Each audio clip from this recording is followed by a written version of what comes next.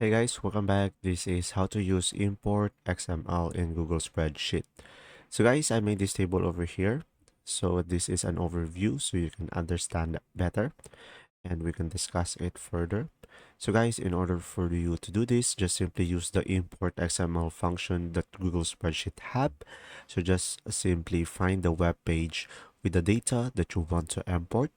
And now, once you have done that, just simply inspect the HTML structure of the web page and just simply identify the tags that contains the data that you want. Now, once you have identified the import of the XML that you want, just simply go for the Google Spreadsheet cell and just simply enter the function equals import XML and just simply go for the URL and just simply go for the XPath. So guys, just simply replace the URL with the URL of the web page and enclose in quotation marks and just simply replace the XPath with two slashes followed by the tags that you identified and just simply hit on enter.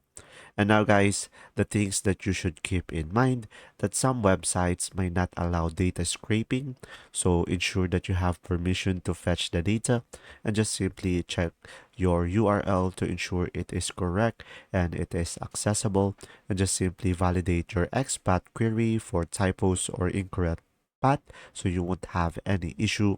And remember that each Google Sheets spreadsheet can use up to 50 import XML calls, with each call returning up to 50,000 characters.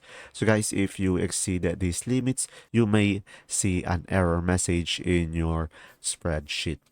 And there you go. I hope this video helped you understand more, and if you do, just simply leave a like and comment down below if you have any question, and thanks for watching.